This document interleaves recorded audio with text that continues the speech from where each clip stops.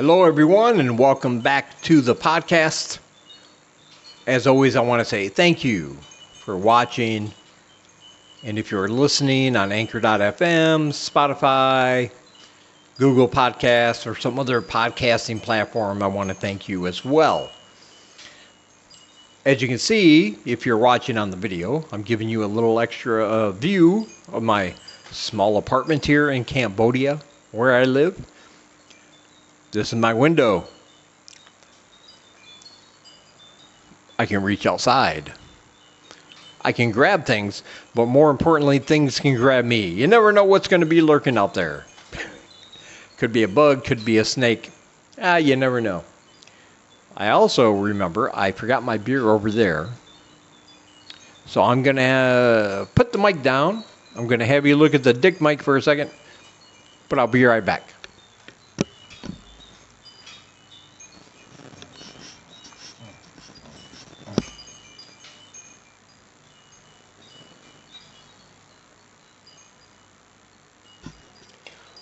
Now, see, that didn't take too long, did it? It's a small apartment. You know, I love when people go over to other people's houses and they say, let me give you the tour. I like that. This is our master bedroom. This is our second bedroom. This is our third bedroom. We hardly ever use it. This is my office. This is my basement. This is my attic. This is my dining room. This is my living room. Oh, be sure to check out all three bathrooms. That's all fine, but, people come in here and I'm like, let me give you the grand tour. This is the room, and there's a bathroom right there. It's simple, it's easy, no complications. Don't have to worry about getting lost here, is what I'm saying. You don't need a map, you don't need the GPS, you don't have to look on Google Maps to figure out where you're at inside my little apartment. But that's okay. That's the way I like it. Simple is better. And that's not what she said. But still, you got to go with what you know. There's a new kind of shaming going around. And that's what I want to talk about when we shame people for different things. I've been shamed a lot growing up. So let me give you a little bit of insight into my childhood. All right. I was held back in kindergarten. I was held back. Now, what kind of things do you learn in kindergarten? You learn how to be with other kids. You take naps. You draw horrendous pictures with finger paint that your parents have to put on their refrigerator so they're not bad parents. Even though it's atrocious, nobody really likes them. But it's like, I made you, and you made this, therefore that's an extension of me. It's almost like your parents are saying, that picture came out of my genitals, and that's the most important thing of all. But I was held back for the simple fact that for a few years of my life, a couple of years, I had braces on my legs. I was born kind of bow-legged, and back then they didn't have technology that made it not seem so obvious. They just put these big braces on your legs to try to correct it. And so because I had braces, I couldn't do things with the other kids, right? I couldn't really sit down too well in a chair meant for a kid because I had these big braces. My feet would always be sticking out. I couldn't go out and play at recess with the other kids because you can't do that with these big braces on. So it was kind of a source of embarrassment, not only for me, but for my family, of course. So I was held back. They were just like, maybe you should just, they told my parents, maybe just take him out. We'll try it again next year or in a couple of years when the braces come off. That was their thing. It was like the school was like, oh, we don't need any of this. If you can't sit down and do a finger painting properly, you're not our kind of educational material, young man. So I was held back, which meant the kids that we were supposed to learn how to socialize with and communicate with, they all advanced to first grade, and some of them even second grade.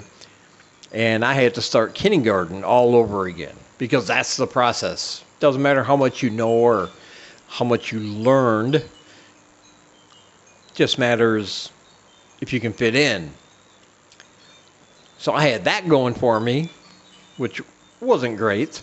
But then growing up, about junior high school, middle school, whatever you want to call it, I had a really bad acne. I had bad acne. Not just on my face and forehead, but on my chest and on my back. Like I was a literal, like a blind person could have rubbed my back and probably read some cryptic message in Braille based on all the acne bumps and scars I had. You could have played connect the dots, but it wouldn't have shown anything. Once you finished connecting them, it would have been this weird drawing that looked like it came from the mind of somebody who took too much acid. Just weird. That didn't endear me to the other kids, obviously. But luckily, I did develop my sense of humor. So I know a lot about shaming. That's what I'm trying to say. I understand it. I try not to shame people for their obvious physical defects as much as I can. Although if you listen to last night's episode, yesterday's episode, the boy with 3 penises, I don't consider that a defect. Like, he's going to grow up and be in the porn industry, and every other male porn star is going to be like, well, I got to retire. We're not going to compete with that. Come on. That's going to be the obvious thing. Pornhub is going to hire him. They probably made a contract with the family right now. And say, hey, in 18 years, this is going to be our guy. But there's a new kind of shaming now, which always seems to crop up, and that kind of shaming is mask shaming. Ever since this pandemic started, we try to shame people in different ways. We shame people for not wearing a mask. You're a horrible human being. We shame people for wearing a mask. Oh my God, you're a sheeple. You're one of those people. Why are you wearing a mask? Take that mask off. Like in public, people will just come up and say, why are you wearing a mask? Because I don't want to get sick and die. No, you're a fucking stupid person.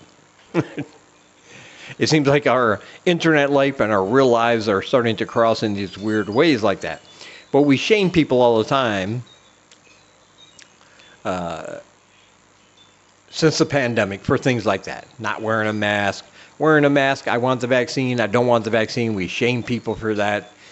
Shaming is part of our culture. We fat shame people. We slut shame people. We small penis shame people if you're me anyway, and you're my ex-girlfriends. We just seem to like shaming people, making them feel bad and stupid for doing something other than what we agree with. But now we're on a whole new level, as I found out. I read a story about a woman who was gang shamed, which is very different than being gang banged. But she was gang shamed because she was in a very conservative Christian town. Walked into the local supermarket, buy herself some food, had a mask on. Good for you. But on that mask was the design of a pentagram. It was a pentagram.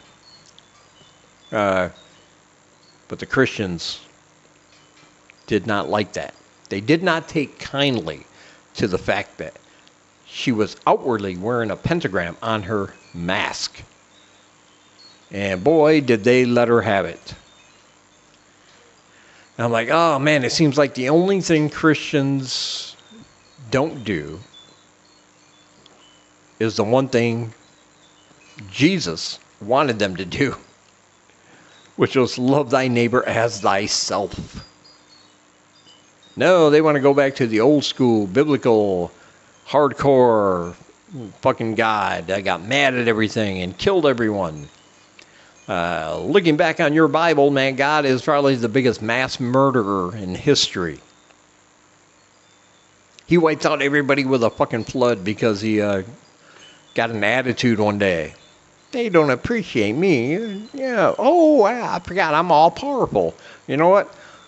Flood, rain. I'm going to kill everybody, including all those little babies that the Christians are going to be sworn to protect in the 21st century. It's crazy. They got upset with her over that. And other people have got upset with others over different phrases people wear on their masks. You know? BLM, Black Lives Matter. People get upset. They see a white person or a black person or an Asian person, any kind of person, walk into a store, they have BLM on the front of their masks. And people get upset. They confront them in the Walmarts. And it's just crazy. I don't understand. At least they're wearing a mask. You don't have to. I wear Motorhead, Metallica t-shirts all the time. You don't see them on here, but I have them here and I wear them. And that would be crazy for somebody to come up to me and go, "Oh, you like Metallica? Well, you fucking suck because I love the Bee Gees. And so you're wrong, mister. How can you love Metallica when you could love the Bee Gees?" It's the same thing, the same concept, except for the religious factor, which of course makes people crazy and the brainy. It's annoying, I tell you. We went to the market today. A market here called Salu. The markets here are named like the word sa. Sa is the word for market in English. So they always put the designation first. It's a market, and then the name of the market last. So it's Salu, but in English it would be Lu Market. It's the biggest one here in Siem Reap, in the town where I live. And you go through the market and you see some very interesting people and characters. We saw, and I'm not even lying, if you look on my other channel, Dave Does Cambodia, which is linked down below. It's about my life here in Cambodia. It's nothing like this. It's just my point of view. I walk around, show you the sights as I'm talking about different things. But as we were going through, one of the vendors at this market was butchering a whole pig, a huge pig. It had the whole corpse laid out on the table. There was a leg missing already, but she was just busy over there chopping it up, ready to sell it to people like me who love the pork. It's a thing of beauty. Probably couldn't get away with that in an orphanage, though, because it's like, no, that's not a pig. That's Susie. It's been 5 years. We can't afford her anymore. Just nobody will know. Shh. Oh, no, he just made a joke about killing an orphan. He's a horrible person. Maybe, but come on. It was just a joke. Don't take it too seriously. But yeah, I love the markets here. You experience sensations and smells that you can't imagine anywhere else. And that is true. They have something over here, and for people who don't live here, or people who have never been here, they have something called Prohawk. Prohawk is basically fermented fish paste.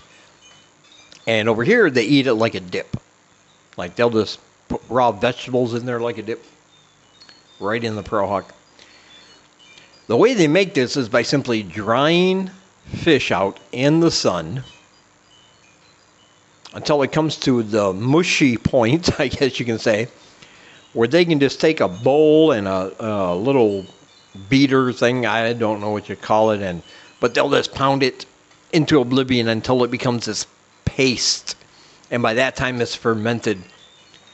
And it has a smell like wet garbage meets a dirty diaper. You can, walking through the markets, you can definitely smell it before you even notice where it is. Because in that area, it fills the air with this fragrance, I guess you could say. Now, my girlfriend saying lies, she loves Prohawk.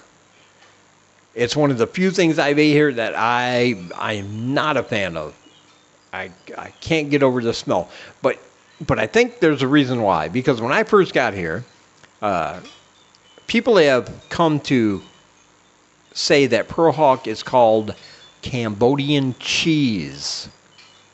Cambodian cheese. So the first time somebody offered me some, I said, "What is this?" And they said, "This is Cambodian cheese." Now, I love cheese. So my brain was expecting cheese. My taste buds were expecting cheese. My lips were expecting cheese. And what I got was not cheese. It was not. And I don't know if you've ever been waiting to eat something and then you realize what you were eating was not, oh, God, this is not what I was expecting. But that was a sensation. That's why I was like, oh, God. I think it was a joke because I'm a foreigner and everybody knows, when the first time over here, you're kind of gullible.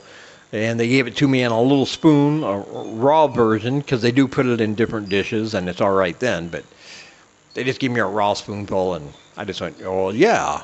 I don't want to disrespect anybody here, so I'll just eat it. Because I thought cheese, and there's some smelly cheeses out there, right? That are actually cheeses, blue cheese. So a lot of people don't like it. It's too strong. But I've always been a fan of that kind of thing. So I thought, what's the worst that can happen?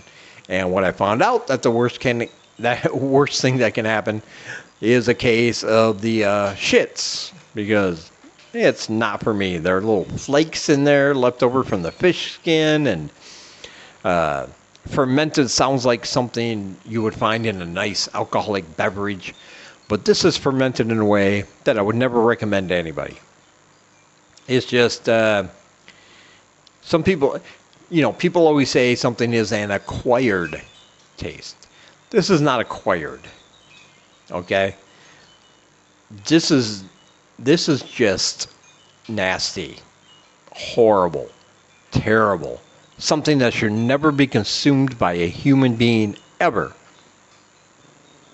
Unless, of course, you grew up in Cambodia and you kind of ate it all your life already and you're just going along now because that's what you do. And the weird thing is that I've cooked Western food for Senglai. Now, Senglai likes pizza. She likes French fries. And as far as I can tell, those are the only two things she likes. We have a Burger King in town. I'll go in to have a Whopper. I want her to try a Whopper. I want her to try a Whopper Jr., a cheeseburger, something, just something. The only thing she wants is French fries. Doesn't even want to try the other things. I made spaghetti. I made a chili. And still nothing. Hated them both. I wound up with a whole big pot of chili I had to eat myself over the course of a few days before it went bad. That was a gassy week, I can honestly say.